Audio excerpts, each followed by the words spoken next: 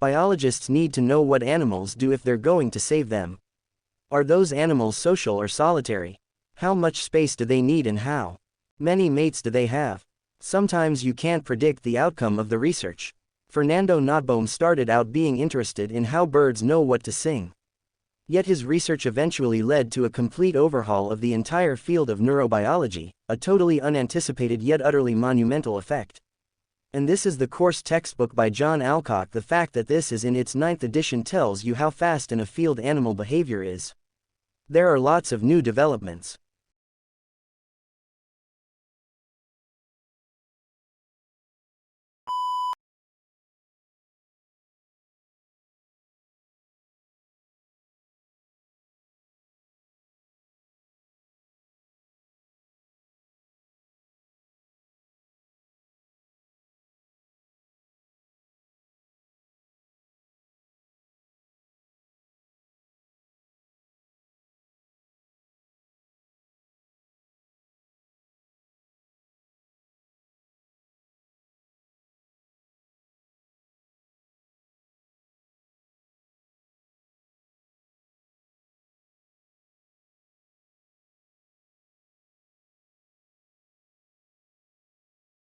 Actually, a woman in the class I'm teaching at Sydney at the moment, a career woman, expressed this very nicely. Although she was talking about something else, she was distinguishing expertise from authority.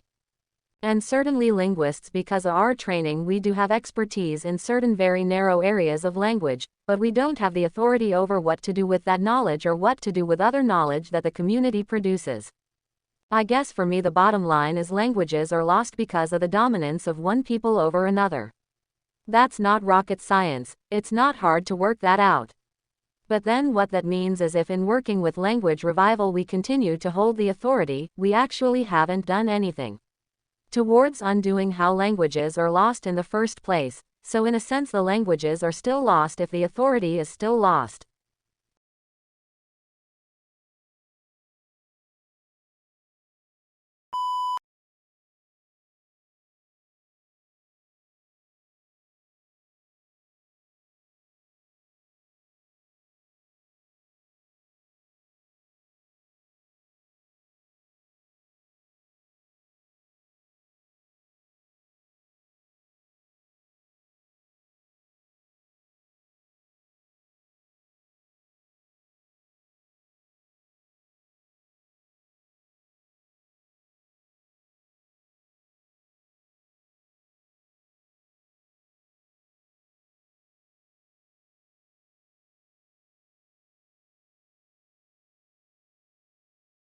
The sound of a cracking knee isn't particularly pleasant.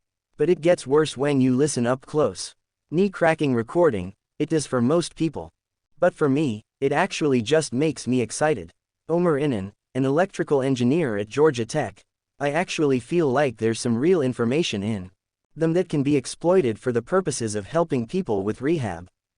Inan's experience with cracking knees goes back to his days as an undergrad at Stanford, where he threw discus. If I had a really hard workout, then the next day, of course, I'd be sore, but I'd also sometimes feel this catching or popping or creaking every now and then in my knee. A few years later, he found himself building tiny microphones at a high-end audio company. So when he got to Georgia Tech and heard the Defense Advanced Research Projects Agency, DARPA, wanted better tech for knee injuries, he thought, knee cracking recording why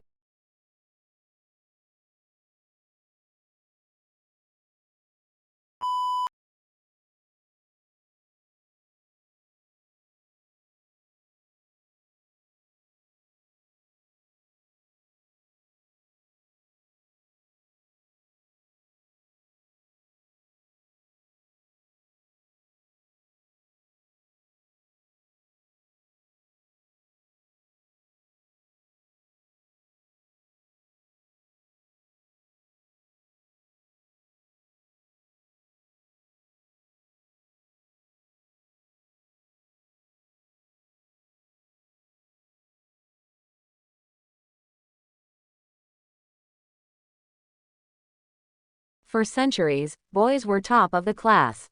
But these days, that's no longer the case. A new study by the OECD, a club of mostly rich countries, examined how 15-year-old boys and girls performed at reading, mathematics, and science. Boys still score somewhat better at maths, and in science the genders are roughly equal. But when it comes to the students who really struggle, the difference is stark. Boys are 50% more likely than girls to fall short of basic standards in all three areas. Researchers suggest that doing homework set by teachers is linked to better performance in maths, reading, and science. Boys, it appears, spend more of their free time in the virtual world. They are 17% more likely than girls to play collaborative online games than girls every day. They also use the internet more. Third, peer pressure plays a role.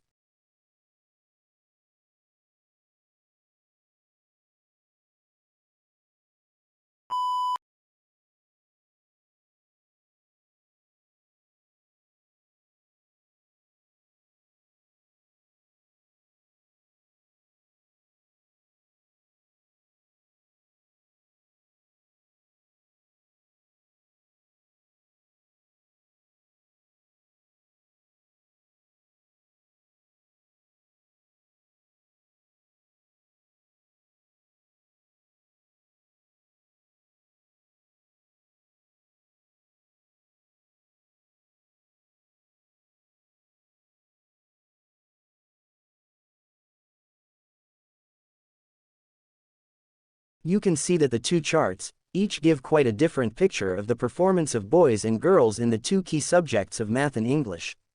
It shows that in English, girls consistently outperform boys over a period of 6 years, achieving scores about 10% above their male peers. There is quite a different picture when we look at the math results with no real difference between genders in the results. What is the explanation for these key differences? To answer this question, researchers look at biological and cognitive factors, and a range of social factors. The interaction between these different components in early childhood development are seen as maintained and reinforced in the school context. And this leads to distinct gender patterns of behavior and skills with direct consequences for school performance and achievement. The ultimate uses of this evidence are to show that biological factors, such as patterns of cognitive developments, are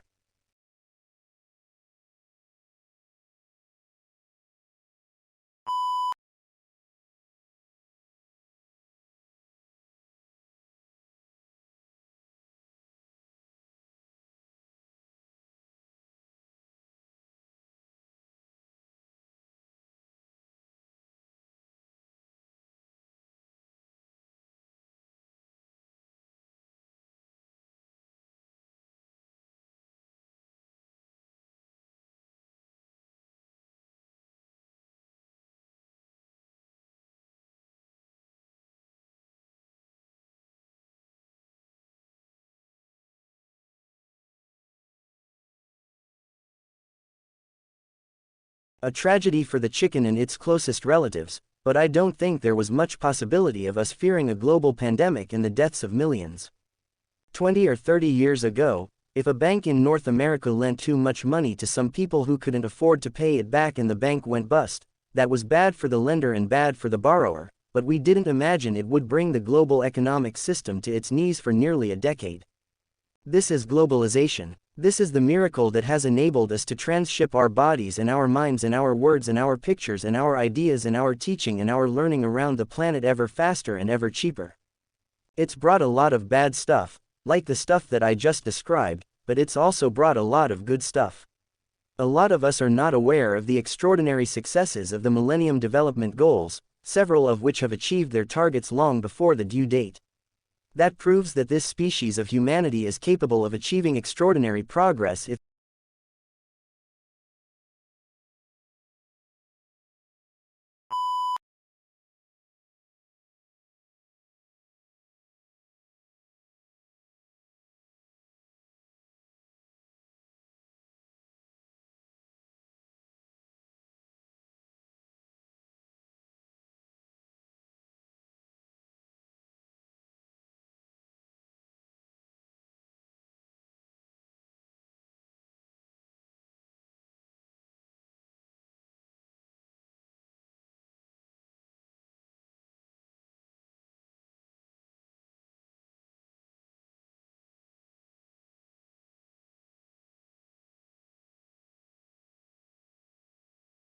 At the top, you would have a king. Now the king would rule over a kingdom. Now, this is not so easy to govern, especially during the Middle Ages. And the king might owe many people, things, especially people who helped the king come to power, helped him depose the previous king or to conquer this land. And so in exchange for that and to help govern, he might grant land or feasts to other people. And the key currency in the Middle Ages under the feudal system, island. And land in exchange for loyalty and service. So this whole thing is a kingdom. Now right over here, this is a duchy. And a duchy will be controlled by a duke. I guess I didn't call it duchy because that just doesn't sound as serious. So the king might grant a duchy to a duke, and in exchange, the duke would provide loyalty, pledge their fealty. If the kingdom is threatened, the duke will fight alongside. The king would provide their own.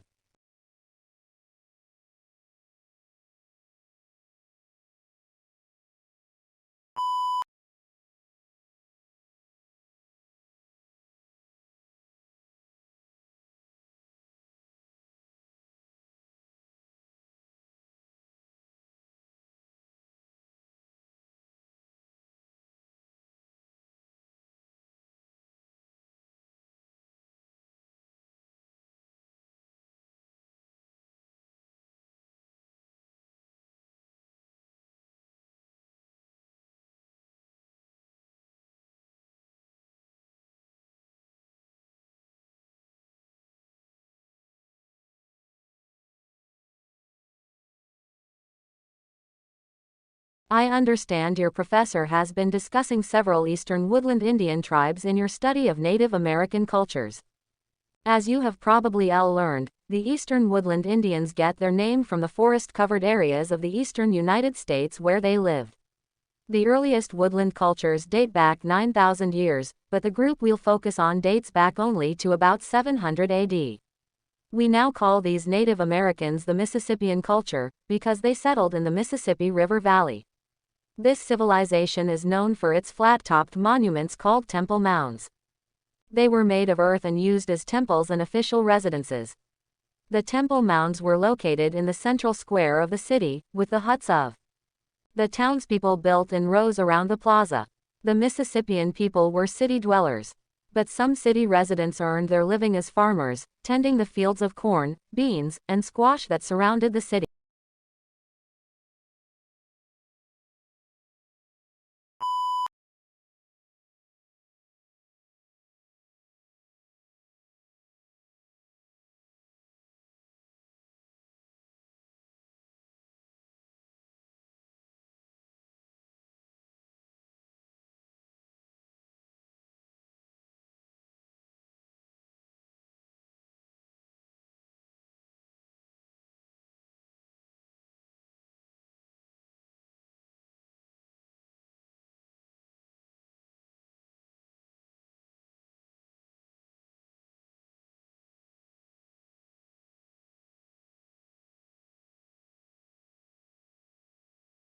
When Australians engage in debate about educational quality or equity, they often seem to accept that a country cannot achieve both at the same time.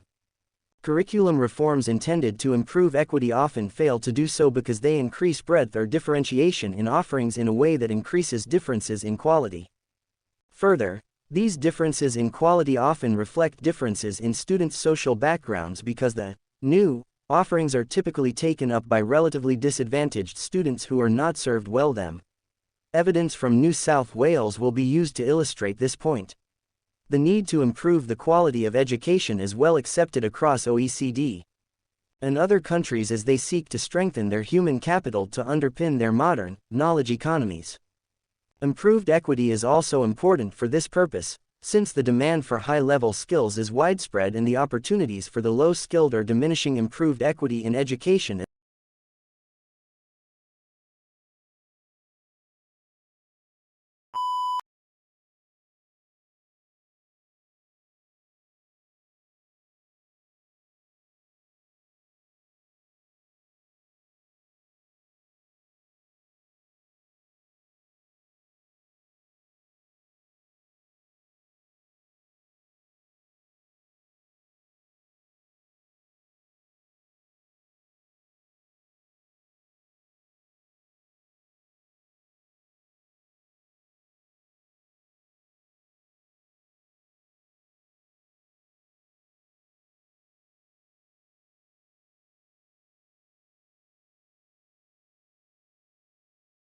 Similar pattern of wide and narrow range, just like that barcode. We get to the point where we can just look across samples. Okay, there's 1580 and there's 1735. We know where those difficult years are. We able to look at the records in the rings. And from that reconstruct streamflow much further back than we can just with historical records. In some areas under the best conditions were the best species, we can have up to 10,000 years record from tree rings. We have maybe 5,200 years historical records from the rivers around here. We have trees and go back several hundred years. If you look at the Weaver River, we have about 100 years of record. To gives us a rough idea of how long droughts of Benin have severely been, but it's only 100 years record and the trees have been around for 600 or 700 or more years. How can they give us a much longer record of those droughts? Sometimes as we look in the tree rings we see droughts that are much longer, much more severe than anything we see in